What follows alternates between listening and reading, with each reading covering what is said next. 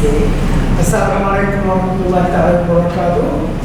And the Honorable Dr. Shiraj, I think it's our pleasure to have you be with us this afternoon. It's an honor, right? Yes. It's an honor to have you to observe our humble selves. So here, today, this afternoon, I knew I was going to be observed. This morning was going to be observed by Dr. Haniza, but she was not able to make it. It was videotaped.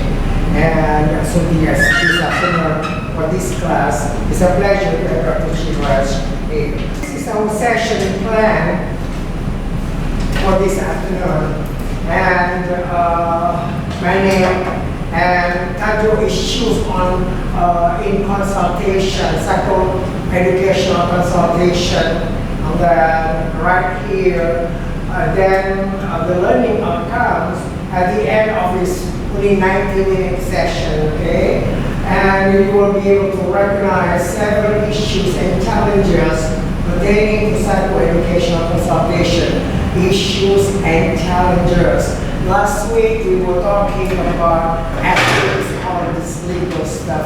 So today you may have already experienced some of these issues and challenges during your project with your consulting.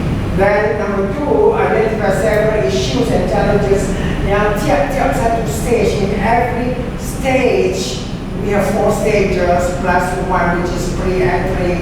There may be or there may have been, you may have experience of these challenges or issues. Even as a professional consultant, I myself, I'm not accept. I go through the process. I go through having the challenges. I'm not an exception to that. Number 3, you can relate these issues to your own self based on your pengalaman as a consultant for this project in this class. Okay. So as I go through this, you may want to have your project class in the back of your mind. All right. So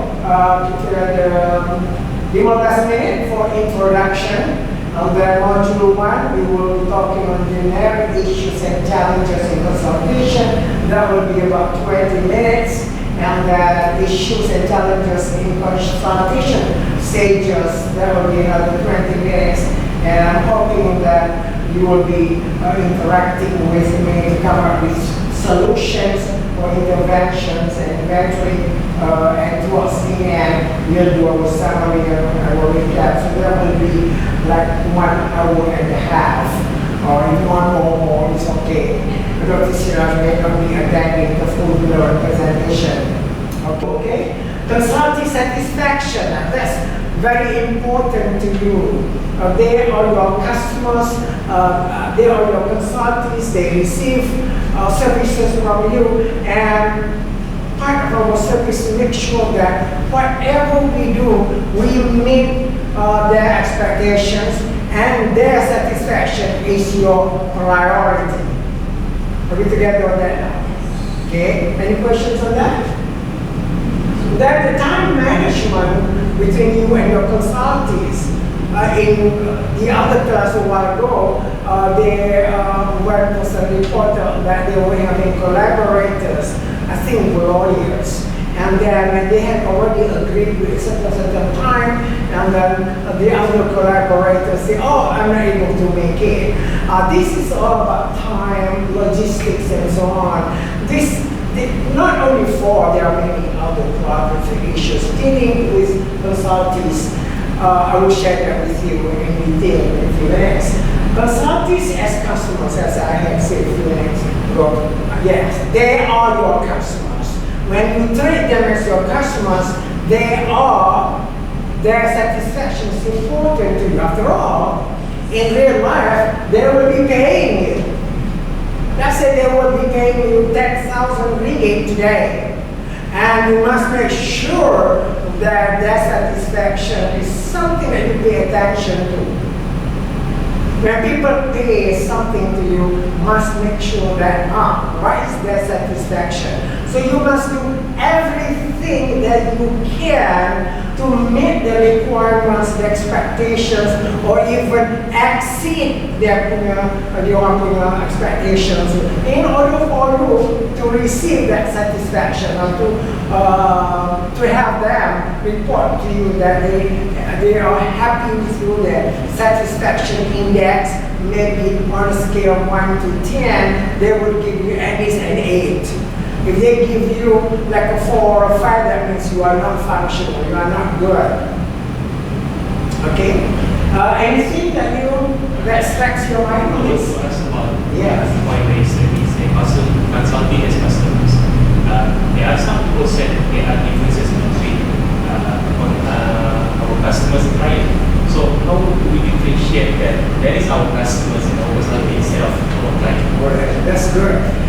The psychoeducational consultation, you know that consulting is the consulting that's having concerns, with the client system. So the client is for the consulting.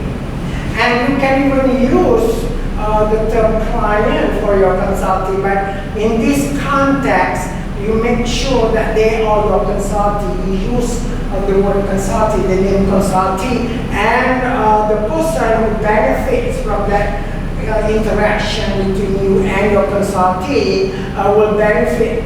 That it will be the client. In this case, in counseling or psychotherapy, person that receives services from you, they are your clients. In this case, the clients or patients or counseling, if you are doing counseling. But they are all your customers under the umbrella of customer. Okay? When you deal with customer, you must always remember that satisfaction is your number one priority. You must make sure that you meet the requirements, in fact, exceed the requirements. Okay? Anything else? Just whatever comes to your mind, it's okay. We have time. If you want to achieve that, their expectation is satisfaction, we need to ask for their frequent evaluation during the process. Absolutely. You need to do progress check. As you go through the process, always check. Where are we now? Am I doing something that you're looking for? Am I already producing something that you want to do? Is there anything else that you want me to do? Have I met your expectations? Then if they give you an answer and they want you to do something else, you go ahead and do that, because then only they can be happy. Some customer satisfaction is equivalent to their sense of happiness. They are happy with you. Okay? You treat me like a customer, I treat you like a customer. You respect me, I respect you. That's what customer relationship is all about. They are your consultees, but they are also your customers. So the context business, they are your customers as well as consultees or your clients. Sometimes we use the word client rather than consultee. The context, our program, we address them as our consultees to make sure that the difference between consultant, consultee, and the client system. Okay. Anything else? Yeah, Sasha. You have mentioned that this kind of relationship rated with business kind of relationship. So for business relationship, customer is always right. So does it apply to the consulting as well? Oh yeah, well in customer service, we always perceive that customers are always right. Yeah, we have to, although that they may be wrong, but we want to treat them they are right, because our livelihood, our business depends on that. If you argue over that, and then what will happen to your business, it's not good for your brand. Remember later on I will be talking about your professional, your business branding. It's not good. Always go along with whatever that they feel about whatever that you do. Because in customer service, in this case, it's better for you to have feedback from them. Whether that feedback is negative or positive, it's okay. That feedback is important to you. Walaupun they complain, even when they complain, there is a feedback that you treasure, that you want to take note on that. Yang menjadi or something that may not be helpful to you is that when your clients, your customers, consultants don't give you feedback, they remain quiet at the end, suddenly they say that you are not good. Always inquire, where are we now? Am I clear enough to you? Am I doing something that you have been interested in, whatever that is? Always ask them questions. You know, in my class, I always ask you questions non-stop because I want to make sure when you leave this room, you leave with some sense of satisfaction that whatever that you have expected to learn in my class, that you will leave, I learned something today. That's the satisfaction that we want. And in customer service, we have the satisfaction index. The same thing with your consultees. Let's say that you are using, the same consultee is using you several times. So you must make sure that you never take things for granted. In program A, they are very happy with you. In program B, may not be. Always don't assume that just because they were happy in the first two programs, you might be happy during this time. So that is not true at all, okay? They may change their mind. They may expect you more than what they have expected prior to that. Ask about psychological issues. This is not because it's psychological issue, it's more like a cognitive. So, of course, we are normal human beings. We always have this kind of thinking of like we downgrade ourselves. Yeah. So, during this consultation, is it like, is it okay to be like this low self-esteem throughout each minutes of the consultation? So that's a good question, good feedback. One thing that when you feel the difference inside you, or maybe you have a little bit of anxiety, resolve, and then you are nervous, and when the first day you start your program, things are falling apart and so on. Psychologically, there is fear, and we all know that, right? And there's a little bit of anxiety inside us. This is what we call, most public speakers and trainers, we all experience this. Okay? It's normal. Why it's not normal, you allow it to control you. Why it's not normal that you allow that anxiety, you don't do anything to it, and that anxiety will engulf you, will be controlling you. That you cannot have. Yeah, some bit of anxiety is important. Aisha, why is that anxiety is important? Some level of anxiety is important when you're dealing with people like your consultants. Yes, absolutely. It makes us aware, it makes us to be more cognizant, makes us be more prepared. So this is what we call stress, the good stress. If you do not have that stress, then you just go there nonchalant, almost like, you are the king of the road, the king of the speakers, whatever. You cannot assume that kind of role. Assume that I may not be doing right this time, but after all, it's your first time and I'm working on it. You do your exercise, your breathing, what have you. The trainers are trained to do that. No matter how accomplished you are as a speaker, as a consultant, you always have that little bit of worry, you get worried, a little bit of anxiety or resolve, that question mark in your mind, will I be able to do this or not? Take it as normal, but you have to do something about it, which is like breathe in, breathe out, wake up early, get yourself prepared, be there right on time.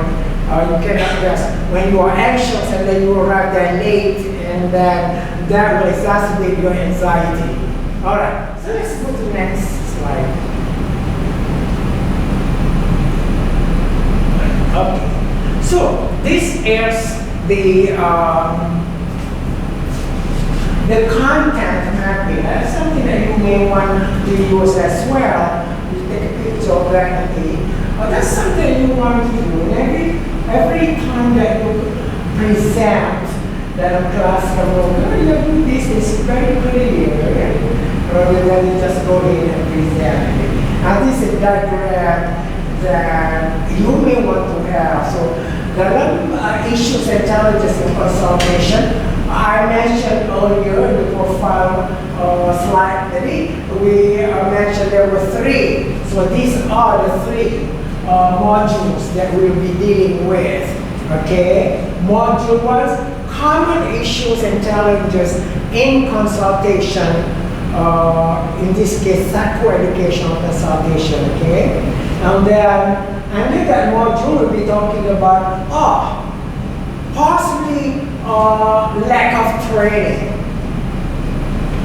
Okay, tiba-tiba nak jadi consultant, tak boleh. You must be, nanti kita bincang itu.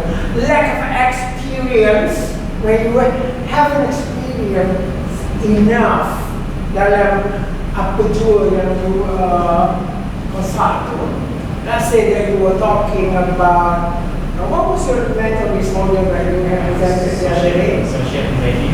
Social anxiety disorder. Now, you may present it to students, but then again, when you present this to clinicians, let's say that University Hospital Colombo invites you to talk about social anxiety disorder, you must have had the training.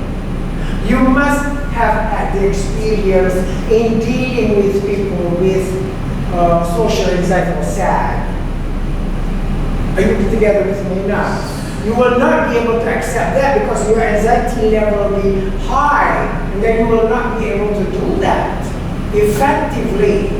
So don't accept yet until you have some level of experience and understanding in terms of how to do it. Okay? Then lack of knowledge and skills. In this case, could be whatever knowledge we talk about in detail. And the one things about knowledge is the product, the thing that you are doing. You put up with right? Disorder comes from yes. Defiant. Oppositional defiant disorder. Now, what you need to do if you're interested in that area, you need to go for training, certifications, have a network with people who are authorities in that area. And then you experience it through giving talks, through doing psychotherapy, whatever, also dealing with people, children who have ODD or who have symptoms of ODD. And then you must be able to speak using the language that people can understand that relates to that disorder. Or psychological terms that we are used, we are not able, we should not do the layman's stuff because these are all professionals. Unless there are patterns as your consultees and that as your audience, and then you must speak at the level where they can understand you. Okay? Then that's the sport fragile attitude. And then module 2, you take a look at issues that relate to every stage in the consultation process, even at the pre-entry stage, or you can really look at it, at the pre-entry stage. Dalam buku, in your textbooks, they start with entry stage. In articles that I read, they start with pre-entry stage. Let's talk about that at the word.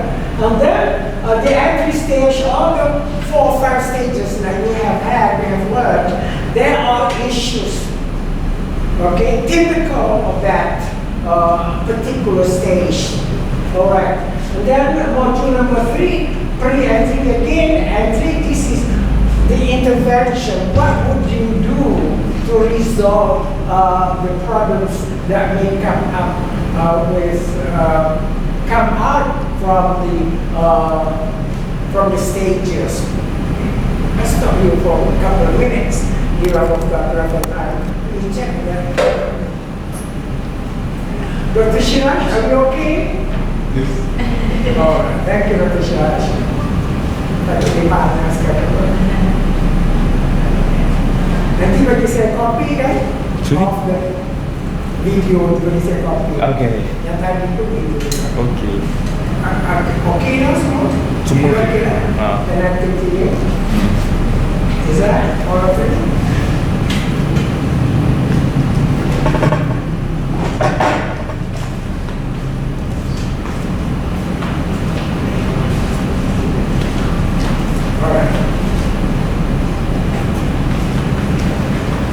Alright, so let's go to the next one. Let's go to module 1. Okay, so this is your module 1. Common issues and challenges in consultation. Believe me, I have experienced this.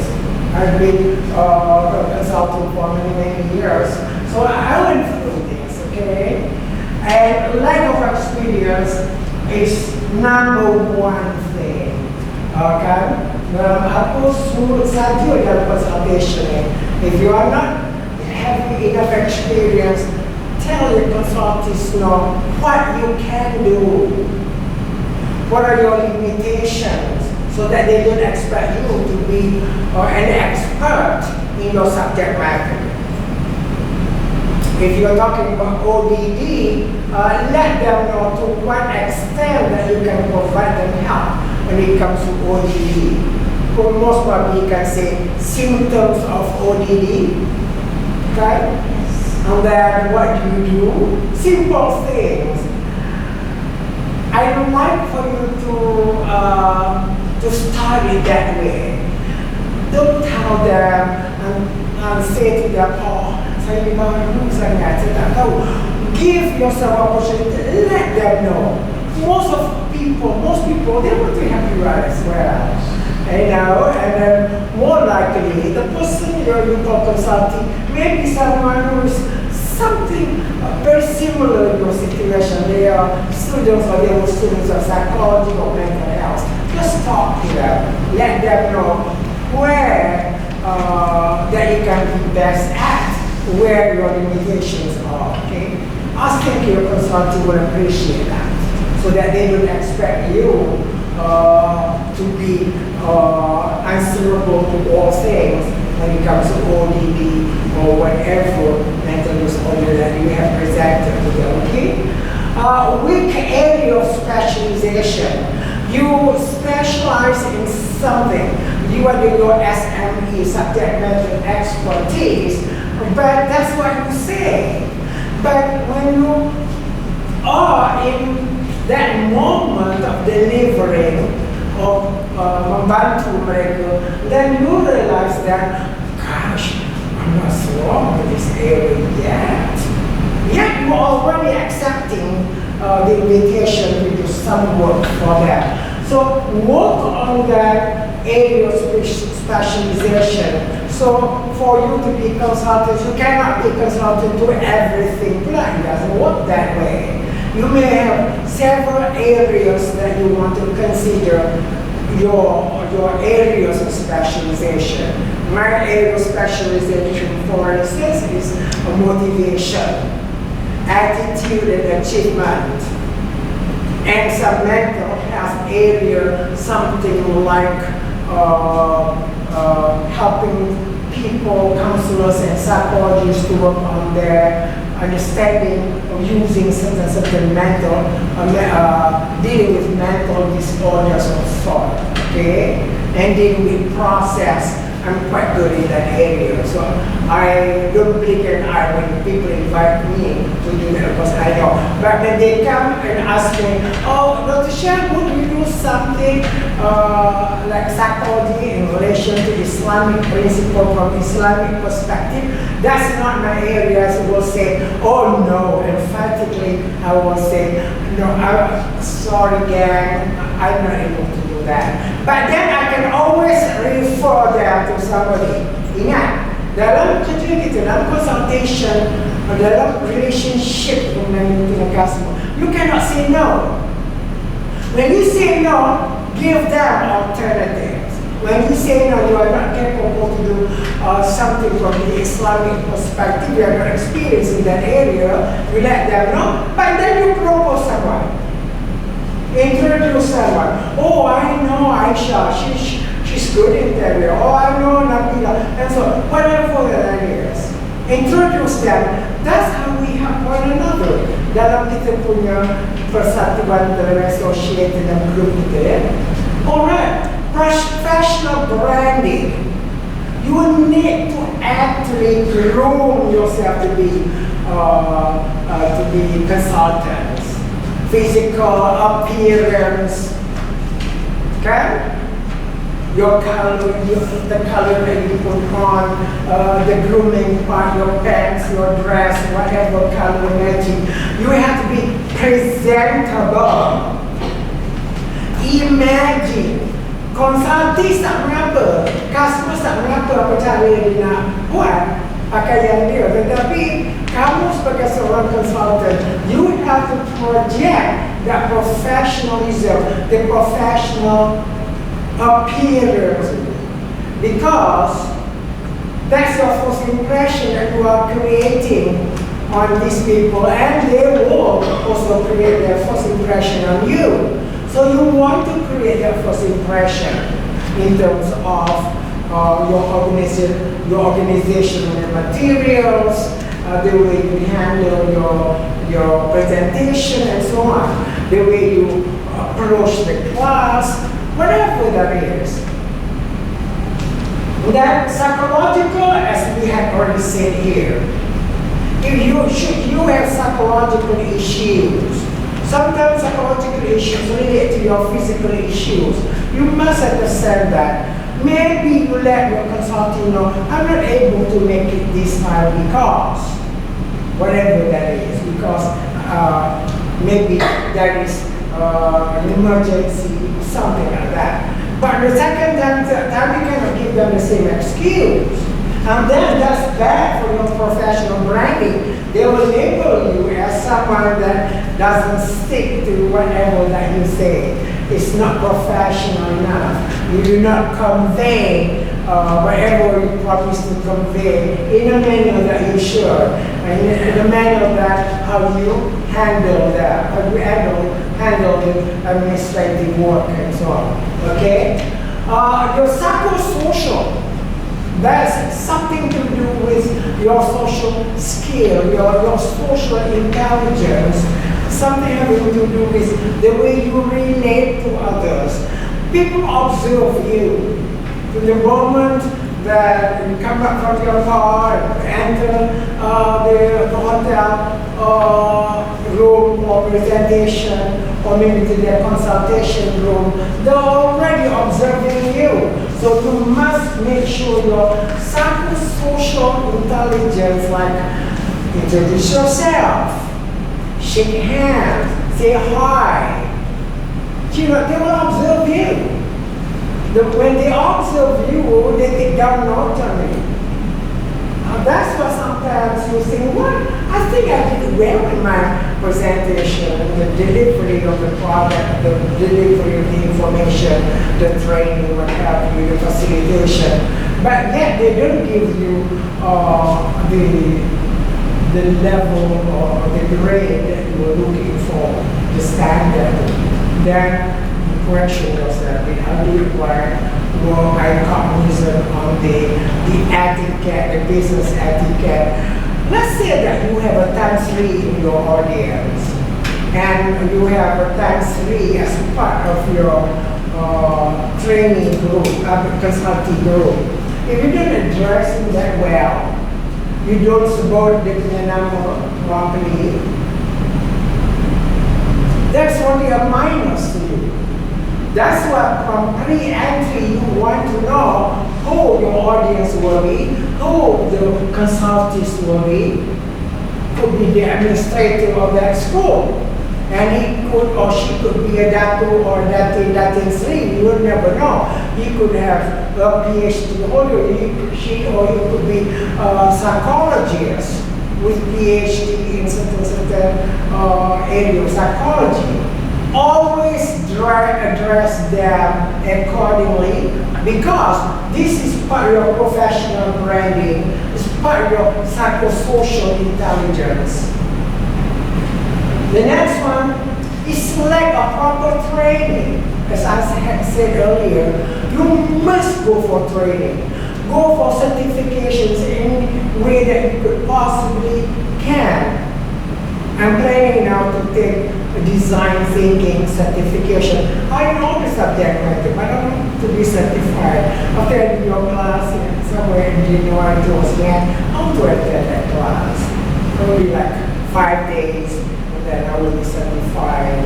And then we can take many certification courses. Okay, like marriage counseling, couples counseling, art therapy, expressive art therapy, color therapy, name it. A lot of certifications going on out there, and it's good for you to go, not just to have a certification, to be able to build that network with people that we have same ideas on the same level as you are, same interests. When last couple of weeks ago when I attended my training program, there were like 20 others who were from different fields, and I was so fortunate to be able to get to know them. Until today, we are still communicating. One of them was from Kementerian Sumber Manusia, HRDC core. Yes, I communicated with her this morning. I just learned to get to know her the other day, just about 2 weeks ago. It's important for you not just getting the certifications. It's important for you to relate, to start that relationship, to start that work, because they are the ones who will be telling others about you. Now that's why your professional branding must be good. That's why you have to be strong in your area of specialization. That's where you need to show that you have all the experience in the world.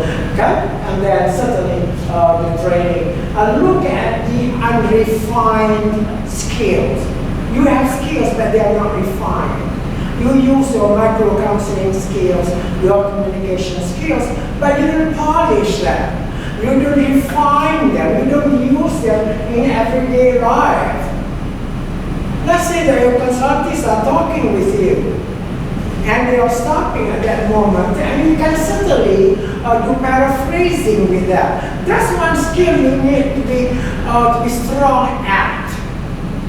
Certainly, just listening, the engaged listening, the active listening that you got to do, and many other skills that you have learned, like minimal encourager, something like, oh, I see, is that what you're looking for?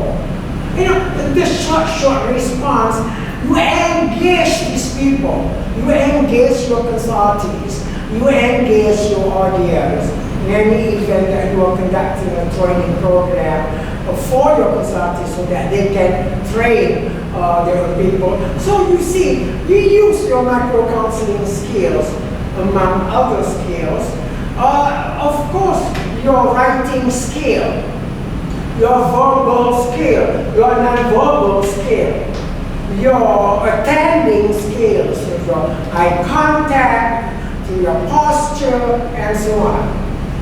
Your writing skill must be so strong because you may be writing brochure, you may be writing profile, you may be writing a proposal to your consultees, okay?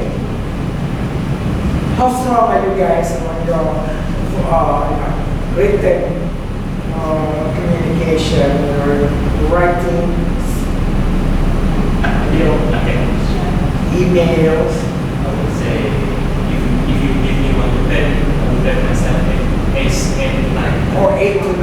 That's wonderful. You must be able to use the terminology that match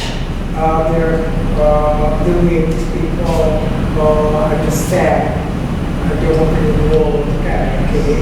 So it's good because we have good written skill with writing proposals, writing memos, writing your contract, writing your feedback, your letters and so on. Must be good. Learn through that's what I said, through experience. Save all these letters that people send you in the past, and that's what I did before. And we look at their Google, we have to learn the hard way. But now we have Google, you can look at samples of that. And then the network. That's what I stress strongly. You may have all these things, but then again, your network is not as strong. You do not have a wide network. So, in your case, you must know people in the medical field, because you are counselors, you do psychological work. You may want to get to know people who are in the medical clinical field as part of your network. Are you members? Are you registered on LinkedIn? Are you on LinkedIn? Are you? What do you mean you used to be? Start again, you? Yeah. Yeah, do that, because that's what you generate a lot of interest from other people. You can form a network. Most people, their network on your social media are very strong compared to LinkedIn or similar. But I believe that people know me also either from my social media.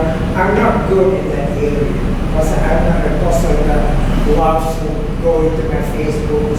Once in a while I get to do that. But then again, when I post something, probably I have 114 people responding to that because they don't see me regularly on Facebook. Instead, I come up with something, people are responding, which means that people are reacting to you. People want to know about you. People, want to relate to you. So that's important for you to start doing that, so your network becomes stronger. Not just here in Malaysia, somewhere else, overseas, in Malaysia, wherever that you are, people of different professions.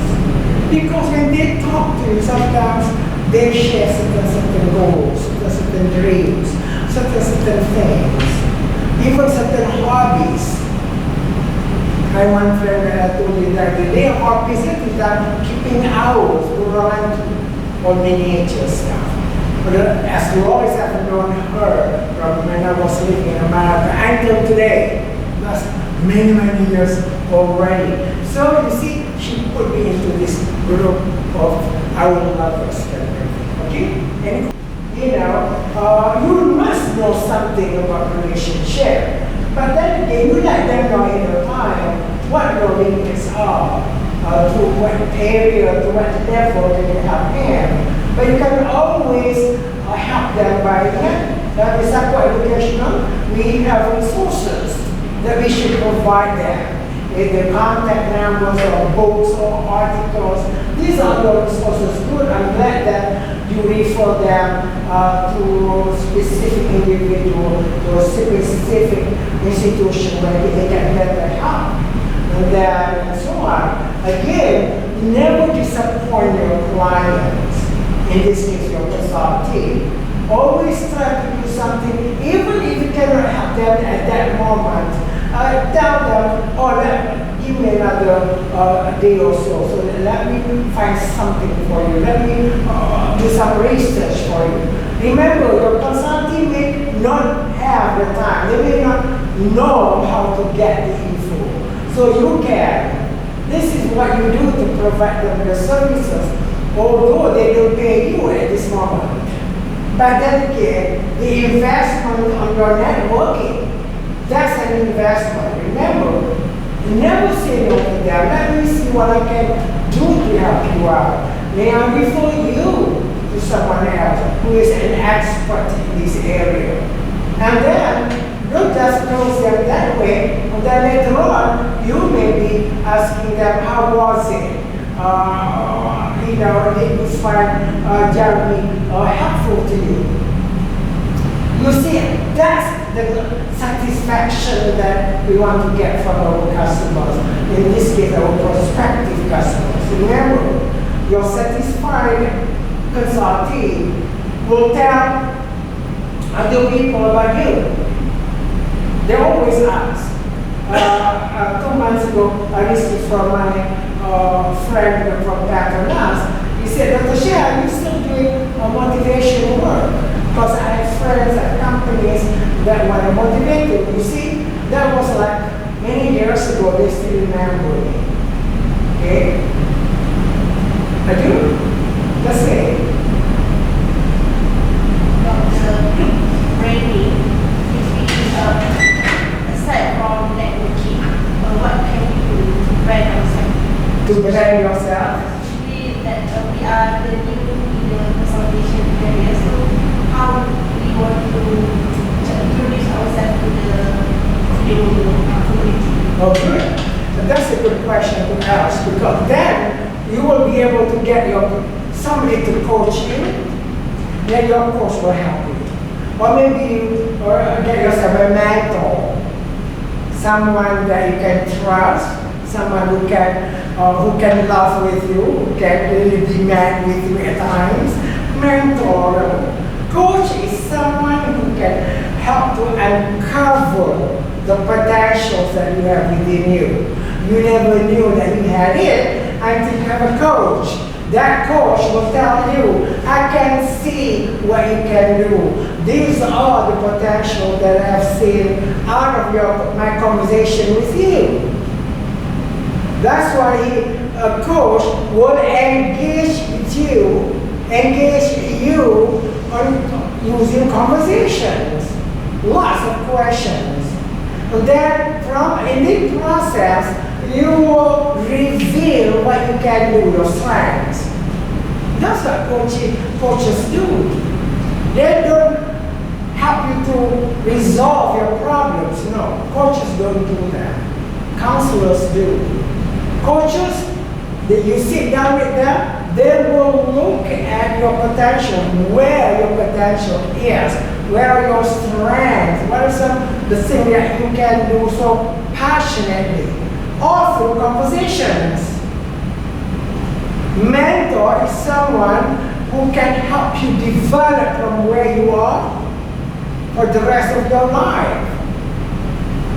Until the day we die, we remember that person who mentored you, who believed in you, who is interested in helping you develop to become the person that you want to become. That's your mentor. Okay? Counselor, no. They're interested in helping you develop in the context of your needs, whatever your problems are. Psychotherapists, they're not, that's their area. Okay? They're not your coach, they're not your mentors. So I believe that you may want to start working on that. That's where you are on LinkedIn. Many times I have read people looking for mentors and coaches and so on. I've coached so many people, and they are doing what they thought they would never do. They will say, aha, I didn't know that I knew all these things. Coaches are, so they have this passion for that. They're so good in helping you to recognize, oh my God, I did not realize I had that. And some star that he did not know about. You see, Jamal Abdullah, my cousin, he can just sing without mentor, without coach. Of course, they saw that in him, which he did not see except when he won the Bintang RTM. So you see where he is today. So many people in music industry that to do it, okay? They are his mentors.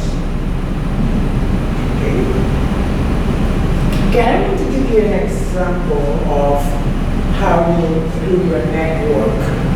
Not too long ago, remember?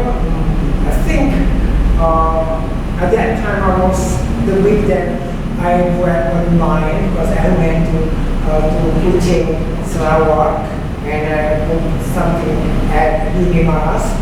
And then during the flight, I met this gentleman because the flight was delayed, so we came out of the plane and then we sat down having coffee together. He's a medical doctor. And then that was in November. Today I was coming to campus, and then I received a note from him saying that, remember me, I'm Harris from blah, blah, blah, blah. Now he wants to collaborate with me. He wrote me a note a while ago and he said that I want to sit down with you so that we can collaborate. 2 PhDs, 2 doctors have expressed their interest in collaborating with me. That's nice, isn't it? I haven't sat down with him yet. I want to get to know where he wants me. He's a medical doctor. He has, I think, different clinics everywhere, I think. And he wants me to be part of that collaboration. And I haven't responded yet, but I did say to him next week that we can send on check over coffee. So you see, you never know who that person that you meet. They may be your potential client. When I was flying to Kuala Lumpur, I sat down next to somebody, and then it was a big man, a chef, and Sahari from Sarawak. And as I said to me, will you do something for my company as we said goodbye? I said, I would, of course. Then, what happened was that, so he invited me. So I did work for him for 4 or 5 times already. Until now he left the company, he works for somebody else. So you see, you just never know who you meet, regardless of who they are. Just engage them.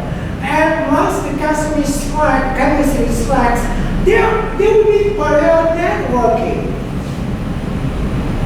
Sometimes they meet you by accident, by bumping into you. You may not get the platform like I did. I was with Academy Fantasia, and then many people watch me, so I got that as a platform. But we all don't have that kind of platform, okay? Or appear in newspaper, wherever, maybe you are in newspaper, wherever that you are, give a talk show, meet people. Because you need to do this in order for you to build that character as a consultant. You must be good in many areas, but specialize in some areas. You may be good in politics, you may be good in agama, you may be good in anywhere, but specialize in areas where you are so strong at, you feel so comfortable, okay? And you do so. Any one of these items that strike your interest? Doctor, I want to ask 2 points. The first one is lack of experience. Basically, for how long does the experience is counted as valid? Like, do I have to have 10 years of experience so that people will have trust with me, or is it 3 years experience is enough, or? I think, thanks for asking. We do not have that time frame for you to be a consultant. Sometimes it can be like 2 or 3 years. You put so much effort into what you're doing. One thing, you must have that vision. Someday I will be a consultant and whatever field that you are strong at. Okay? You want to be a consultant and the school system, you want to help children who are having problems with their behaviors, or you want to be a specialist with autism spectrum disorder, people with that, or you want to work with people with disability. It's all up to you. You must have that vision. My vision was at the very beginning. This is exactly what I wanted to do. Someday, I want to be rich. That's for sure. I want to be a consultant. I want to be, you have that. And your mission, you will do so many things. You attend workshops, you widen your network, you travel. You just cannot stay where you are. Travel areas. Go. Thailand, Australia, even in Malaysia. Go to Sabah, you go to Sarawak, you travel to Johor. This is where you can meet people. Then get ready with your business cards. Tell them what you know, what you can do. So many people, they need help out there. Tell them what you can do. So if you are doing all those things, 3 to 5 years will be plenty already. If you are not doing it so actively, you may want to give them like 10 years to be a consultant. Just because you teach, just because you are the lecturer, no, you cannot do that. You really have to have a lot of experience. There are some people that will think, when they heard about this person having 3 years experience, they don't have this confidence of, 3 years pengalaman is not confident enough to consult. But people would rather go for like people who have like 10 to 20 years experience. But the fact that sometimes when they go for consultation with this 10 to 20 years experience, they also face certain difficulties as well. Yeah, but then again, that's where the social influence comes in. People with degrees, people with PhD, people with pengalaman, sometimes they are more preferred than people without. So that's why you, sebagai consultant nanti, when at the end after 4 or 5 years, you will have your PhD already. Why do you do? That's what you have. That's part of your mission now. Yeah. And then you do a lot of research. You focus on the area that you want to. I did not do that when I studied for my PhD. I studied just education, working with quote-unquote normal children. But after I graduated, then I landed on a job in a mental health clinic where I had to do diagnosis and stuff. At that time, because I want to learn so much as I can, so I started to learn how to do diagnosis, how to do psychotherapy. Because your vision is someday, I want to be a consultant. I want to know. So that's why I know today how to do mental health diagnosis.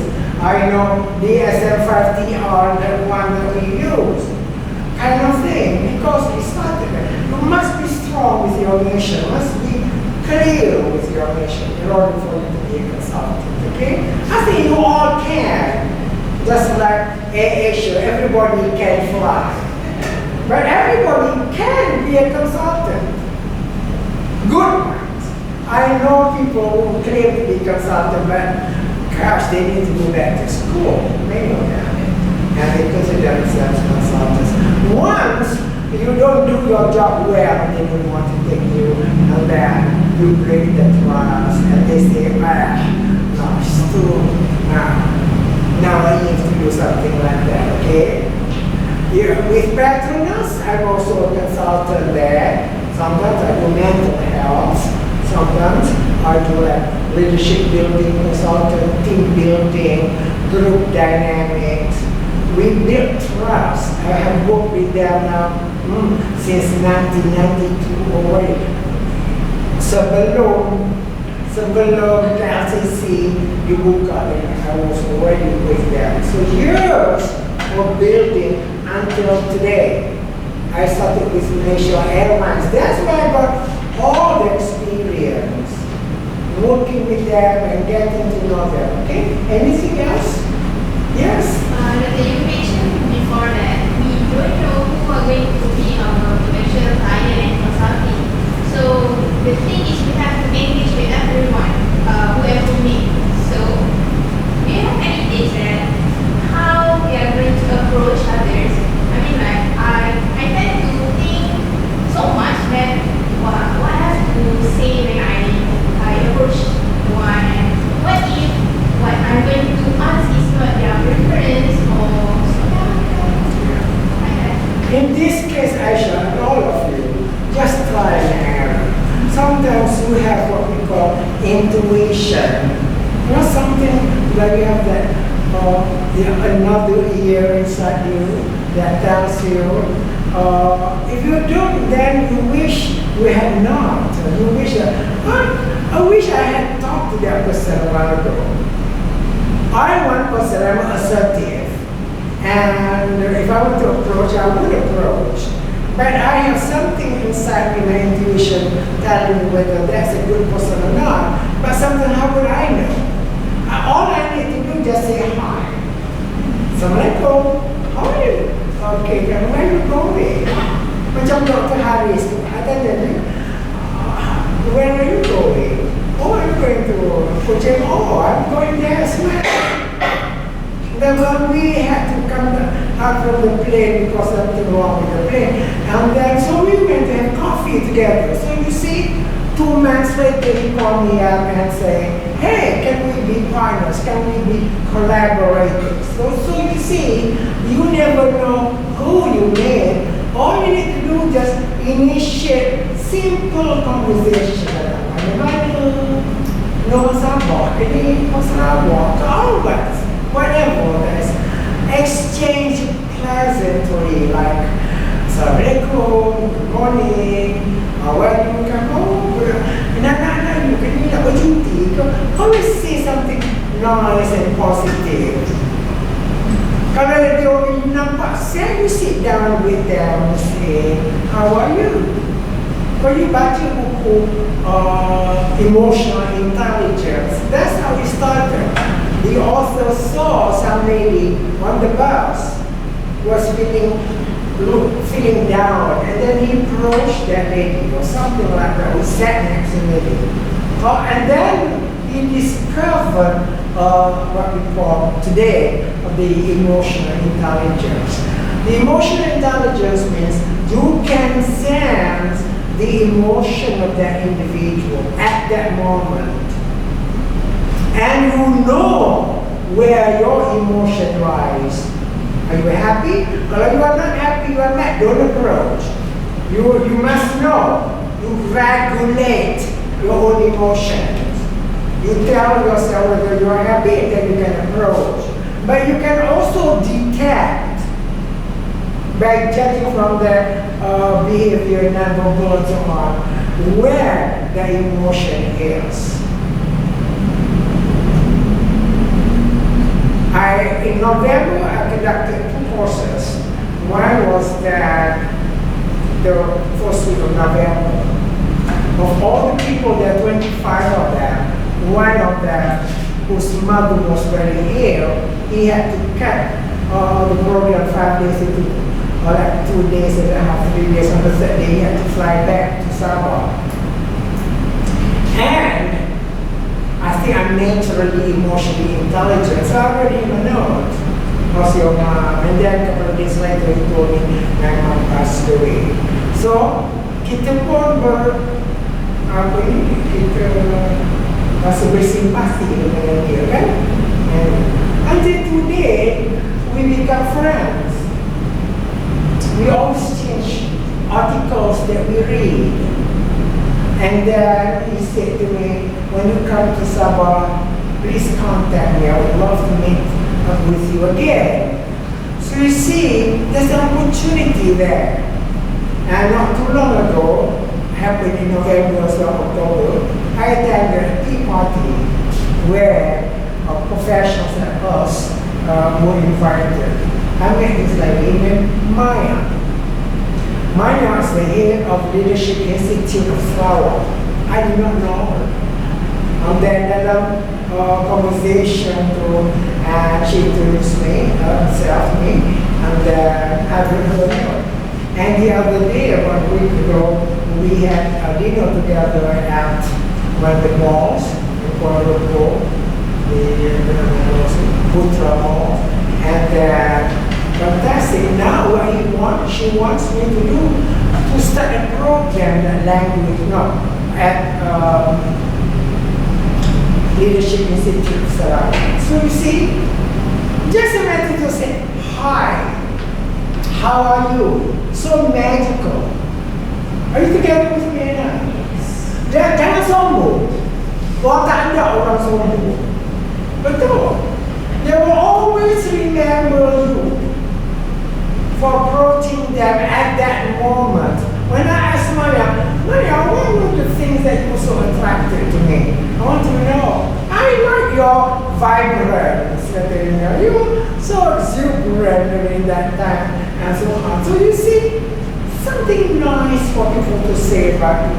Now, I will be soon, inshallah, welcoming her. Dekat Unimas pun begitu juga. So there are many situations where you can use that as a reference. How important it is for you to approach people. Okay, so let's go to the next one. Okay, the module 2. So during the pre-entry, choose and tell in each stage. Pre-entry is the stage even before you enter the organization. This is the moment where they know something about you. They call you up and say, "Oh, Shamawati, could you do this? I'd like to meet up with you." Don't ever say to them, "No, I'm so busy." When Dr. Harris wrote me a note this morning, "I am teaching the whole day today, but can I call you later? Or have tea next week?" So, next week, only I will have tea with you. You know what I mean? Be nice and then ask them, promote yourself there. "Oh, I see, thank you very much. How do you get to know me?" Kamu tanya dia. Pre-entry itu pun you already creating impressions on them. And then on you. Your voice. Sometimes they like you, not because they haven't seen you, but they like the sound of your voice. You sound like happy, exuberant, you lively. People like that. Hello? Oh, you kat mana ni? Kementerian mana? Oh, okay, what do you want? Tanya dia. So, cuba dia jawab dengan cara yang baik. So, well, tell me how you know about me. I'm interested to find out. Oh, it's pleasant to have you call me this afternoon. I'm very interested in whatever it is. Yeah. This morning or yesterday morning after 7 days of not hearing from him, this gentleman I met masa training program satu hari dulu, dia undang saya kat Kementerian Belia dan Sukan. So this morning he wrote me a note. So I've already seen him dekat Kementerian. Now he wants me to do something for Kementerian. Can you imagine that? It's nice, isn't it? That's how you can survive. You cannot survive from being a drunk, that's for sure. You cannot survive as being a counselor. Boleh, but then again, what you want, acting. So, pre-entry. Yes, that's where you get to know them. Introduce them. Have a small talk, Mandarin.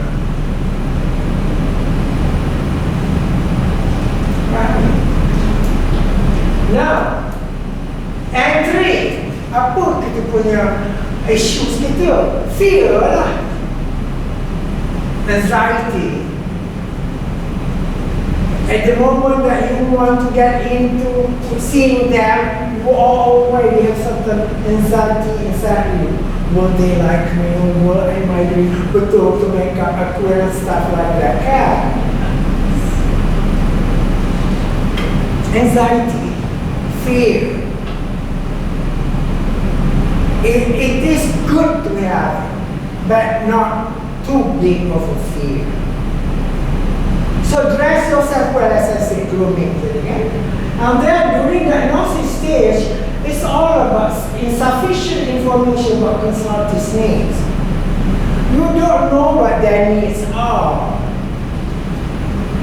Perhaps you may want to help them in doing training needs analysis or needs analysis.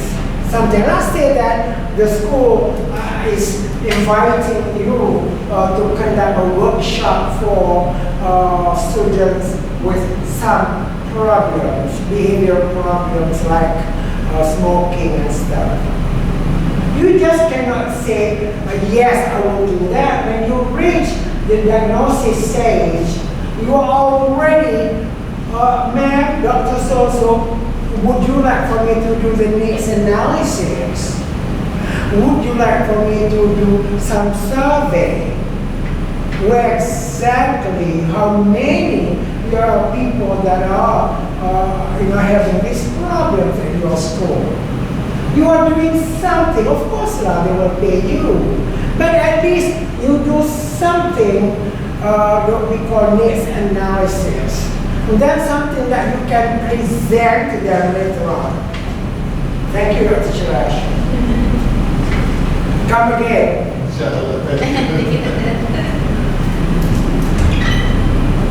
So,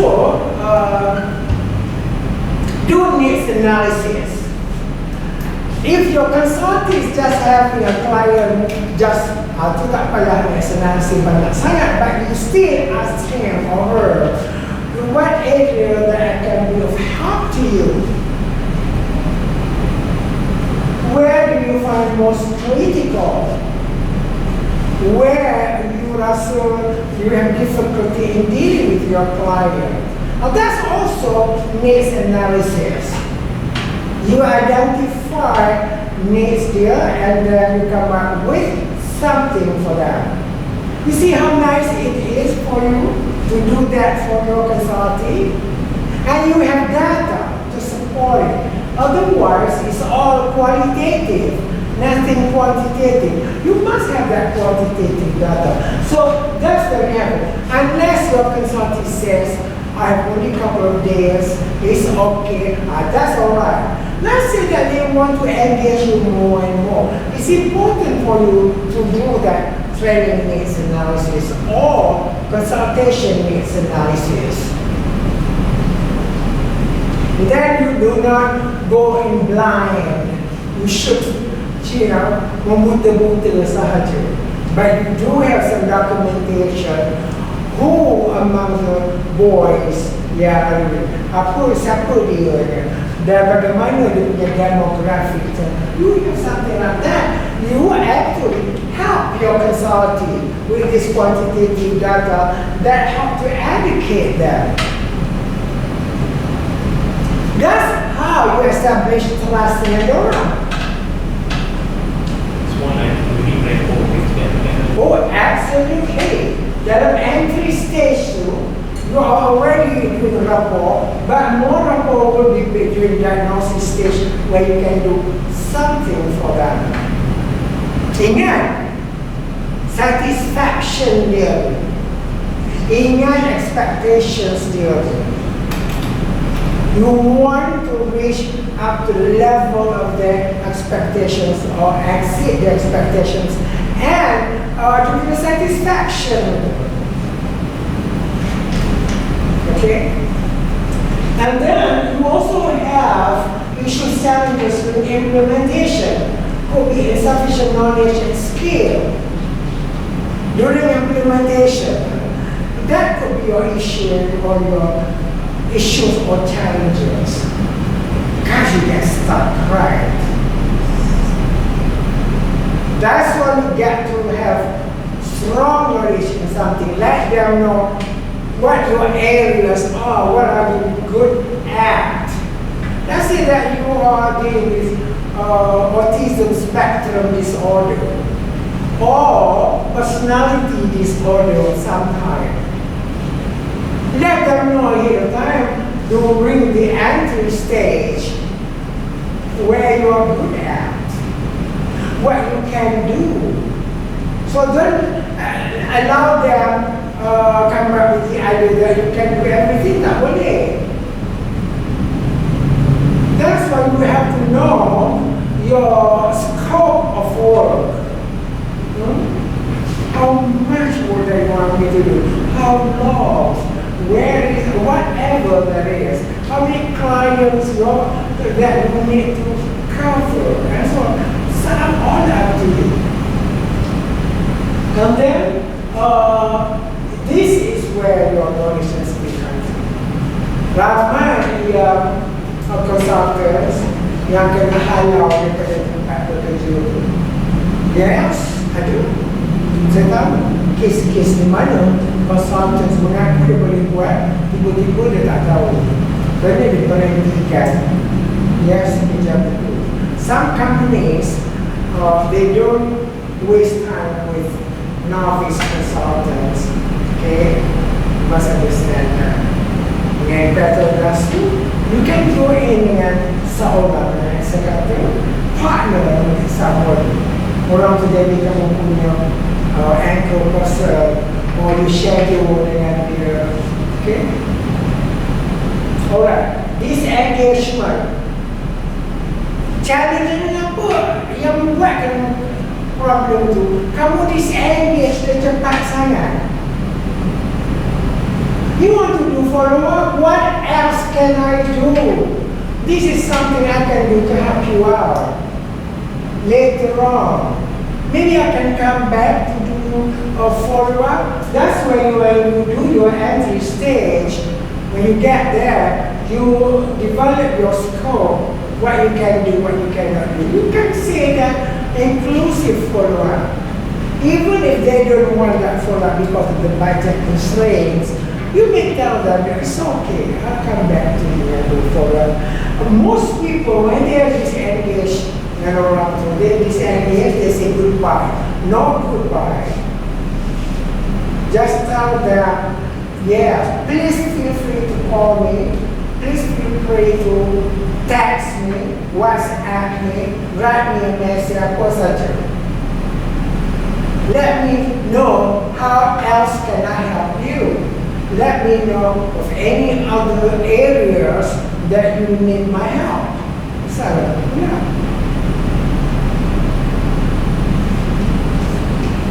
Anything on module 2? About dissertation, I was wondering how actually that we can help our client some extra disciplines or we can still provide a lot more to some weekend. Tapi the contract is and so kita cakap we can contact us kalau perlu. So macam mana kita contact habis and then if they wanted for some help, we need to open another contract and ask for more or just for so on. Now, you mentioned what pro bono or what no. You can do things pro bono to some extent. Maybe you can give them a couple of hours your time. Maybe you can do online. Maybe you can do on telephone. Anything to serve them. You may not have the time to go to some place to do that. You can do online. Just give some thoughts, some ideas. Show them that you are there to help them out. Inshallah, maybe not immediately, maybe next year, when they have more budget, I share with you an experience. Lots of things, but one I share. Masa saya buat dengan Petronas satu hari, long time ago, Petronas ada buat program untuk school counselors dekat UTP, University Technology Petronas. So saya nak jadi anchor person. So, if I say the council is itu saya bawa, saya buat motivation untuk council semua itu. 500 and all over the country. Sarawak and Sabah to go there. One of them ingat saya sampai sekarang. So dia jadi counselor dekat satu learning institution tu. Saya rasa nak kali keempat dia saya buat program dia. So you see, you just never know. So jadi kenapa tu? Jadi kita buat sesuatu tu. At the end, say right or whatever, say, oh, Sarah, it's a pleasure working with you. I'm glad that I could be of help to you. Is there something else we can do for you? And then whether you want to, kalau project is something very new and so on, you may have to rewrite some aspect of the contract. Otherwise, once they establish trust in you, all they do is that, Dr. Izzat, Dr. Nabila, will you be available setelah itu saja? We just write a note, yes, I will. That's how I am with Petronas. Petronas said misalnya, will you be available? Tak ada contract. Because we have established the trust for the last 25. According to my friend there, yang dia buat di Sarawak, she's still working there. You tahu tidak? Kita dah kenal 33 tahun. Ya Allah, 33 tahun. I did not know that. Way before KLCC was formed. So you see, people still are with you after all these years. Dengan MAS and so on. So it's not just one-off. Gitu-gitulah buat one-off, that's it. No, this is the what? The beginning of whatever relationship. It's not a means to the end. It's means going on. Serve them. So that's why you don't have to have so many consultants, so many customers. Few organizations would be plenty. Okay? I did not know about UIA. I tak kenal pun UIA, except I knew when I was a motivator long time ago. Until I met Dr. Hamizar in Penang when we attended a conference. Nama dia masuk, this guy sounds like he's from USA. Dan dia cakap, macam dia pun USA juga. So, dia kata, no, would you like to come and visit us dekat UIA? Until today, I'm still here. Are you with me now? It's all about approaching people, all about people. Until now, but ini bagi tell you also, we are friends, professional friends. I met her again when I was dekat Sarawak during our convention. So you see that networking is so important because sometimes let's go to the next module, which is module 3. Module 3 is that intervention. I believe that I have already shared with you some of the interventions, but nevertheless, let's go through that. You must do your homework pre-entry. Sapo, this oh, Sapo president here. You can nowadays, you have all this information accessible to you. What's the time now? 3:50. So we finish around 4 something, right? 4:50? No. After 4. Let's go for 4 now. So on your pre-entry stage, that's why you do your homework on this organization. Who are they? Who are their CEO? Apa dia punya financial background, all that stuff. I think when you Google something about that, so much you can find from this article. You need to. Don't go there ignoramus, meaning macam you tahu saja, semua tahu, macam bodoh sangat, tak boleh. You know something. one day I was invited again, someone from this big company, and dia satu introduce nama saya kat dia. Ada orang tempat saya bekerja dekat HRDC Suria. Oh, dia contact official for this and that. Then this lady called me up. Entah macam mana dia establish trust in me, because I work with Petronas, KLCC semua tu. Dia bayar saya punya fees, I ingat lagi, 12,000 for one day, from pagi tu sampai ke petang. Akhir kata masuk duit tu dalam akaun saya. Bila saya pergi, saya nak kasih hutang berapa dengan dia. That shows how much trust people can have on you. Itulah the first and the last, saya tak jumpa lagi. Orang dia bagi, I bayar, I pergi lah jumpa. I nak tahu pre-entry tu. I went to the building because they manage buildings. All these big buildings they manage. So I went to see them, their office, dekat Damansara. Because of that, they said, gosh, this guy is so genuine. So she wrote me a note, what's your account number? And so I gave, and before you know it, they got your face already in. Aku belum buat the program. 2 days before the program. Don't you feel pressure about it when people give full payment before the program? Don't you feel pressure about it? I feel delighted, and I work so hard at it because they trust me. I want to make sure that they trust me. So I mean, kita kena genuine, be transparent, be nice. That's pre-entry. Yang kita buat masa kita dekat entry saja. Go, do a lot of things dekat pre-entry. Then baru you go to the entry. That's why you introduce yourself. That's when they begin to like you or you like them.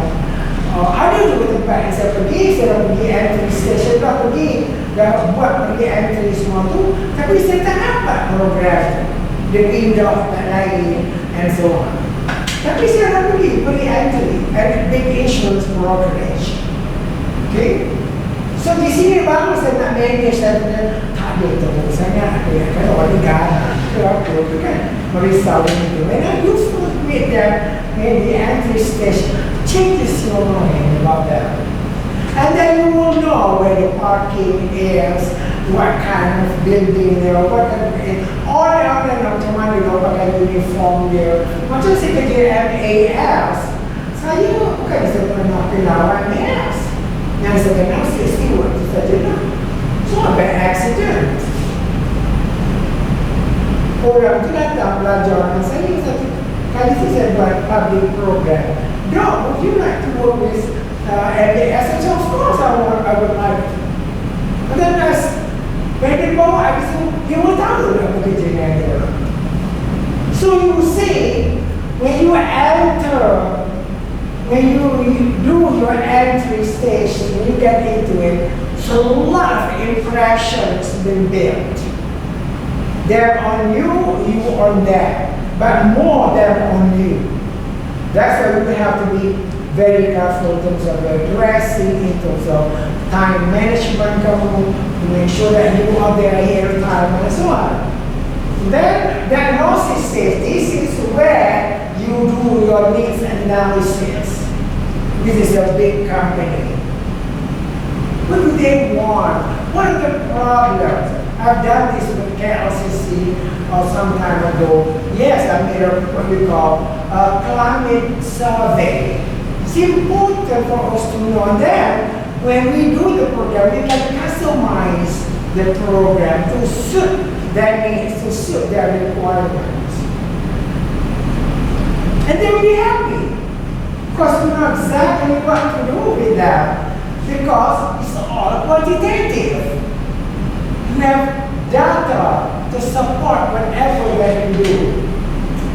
During implementation stage, that's when you got to state your proposal, your contract. Remember when you meet them, you come up with something that then you want to do your proposal and so on, stick to it. That this is where it's also critical for you to get into the disengagement. This is where you want to say goodbye, but it's not goodbye. It's say thank you, it's a pleasure working with you. I would love to work with you again. Feel free to call me up, call myself, or you can even call my secretary. We will be happy to help you further that approach good. That's what you need to do. After 2 or 3 weeks, you call them again. You write them a thank you note. So thank you. Maybe they didn't call you up this year. Maybe in 2027, 3 years after today, they will call you back. It's a surprise, isn't it? So wonderful. Or you will say, no, I'm already a CEO of this company. Okay, I work for Olive House. Ustaz, the president, Ustaz Aidil, as well. Now, how did I get to know them? I met someone named Jasmisa. Jasmisa was, she used to work for Petronas. I used to work for Petronas in one of the subsidiaries called ABF, Asian Bintulu Fertilizer. Jasmisa was there. Then when I worked with all the friends there, consultants and clients, so I did what we call one-to-one engagement. When it comes to Jasmisa, she said, what do you see in me? So I saw her, so many intelligences in her. She speaks so well. She is so brilliant. And she dresses so well. She's orang Solo dengan dia. She was among the top 20 of Petronas in all these executives. Bayangkan, she was not an ordinary person. And I did mention to her that I saw the potential in her. And you know what happened? She left Petronas. Oh, very sorry. Takut itu kata apa saya kan? Dia left Petronas, she started her own company. Real life. And a consulting company. Until now, we are still friends, associates, and she introduced me to Olive House, to the chairman, Ustaz Aidil Azhar. Until now, we become friends. Whenever there is a need, dan sesuai dengan kebolehan saya, she will call me up. No, will you do something for them? Can you imagine? It's all about investment. You invest dalam you punya relationship, the time that you have for future.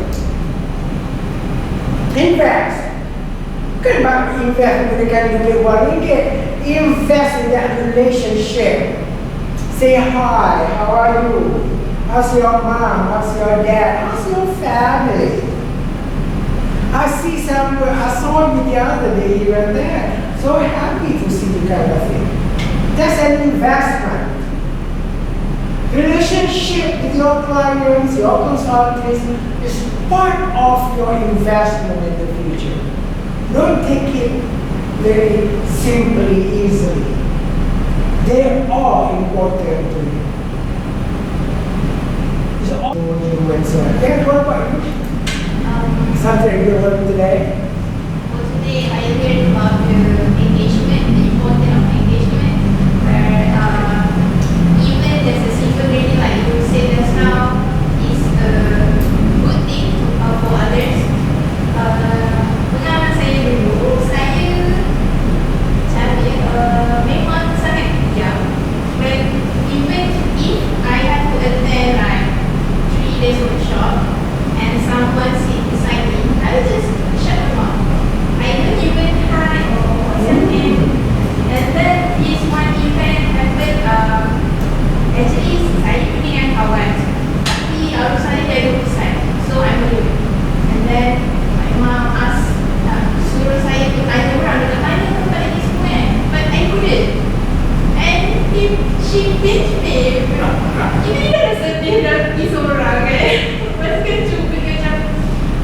So since then, I tried to improve super breathing out. And now I'm good, but not to expert at you, but I'm trying because I'm very shy person. Okay. Yes. Everything that what you have said is attainable because it's all behavior. Behavior is learned and can be unlearned, can be relearned over and over. You can repeat that behavior over. Every time you do it again, you become better and better and better. So the same thing as a consultant. The behavior that I have is not automatic. I have my own mentor, I have my own coach, I have people around me who motivated me, and I went around. I traveled all over the world just to get the feel of being there and then having people around me that I don't know. That's how I started. It's all about learning. So learn. My message to you, you may be falling now, but you are not out yet. There's a movie in America that I used to watch. My mother was an actress on stage. So she used to tell me, oh, do what is that girl named Anna. I know dia nak jadi cowgirl. So dia kena pakai cowboy punya pakaian. So dia nak melawan cowboy. So dia jatuh. Siapa dia kata? Dia punya kata-kata tu yang memerangsang diri saya. Dia kata, I may be down, but I ain't out yet. Bermakna sini, kamu boleh jatuh, kamu boleh buat salah sampai kamu terjunam jatuh, tetapi you are not out of the game. Look at all these people who go for the Olympics. You know, the elite sports people, I used to work for them. Oh, they just continue to think winning all the time. Bayangkan. So it's all about learning. Start somewhere. So hari ini, I'm hoping that this today is the day, the moment when you start learning again. Unlearn benda-benda yang kita takut buang nanti, and relearn new behavior, just like what you did kan. The more they give you sampai mikrofon dia kau nak pegang. Sebab kita ada juga orang yang berkaraoke kan, dia takut menyanyi. Habis-habis itu besok, 2-3 minggu lepas tu dia asyik nak menyanyi. Apakah mikrofon tu dia pegang begitu lah. So I want to thank you for giving me an opportunity to share with you how to be a consultant dalam konteks psychological consultation, okay? That's our course, you must understand that is week number 13 punya subject, issues and challenges in consultation. So I'm hoping that this will shed some light in you with the hope that you will become a better consultant. But you want to cut it short to 5 years or more later. Saya lambat sangat, kan lama belajar. Alright, thank you very much for having me.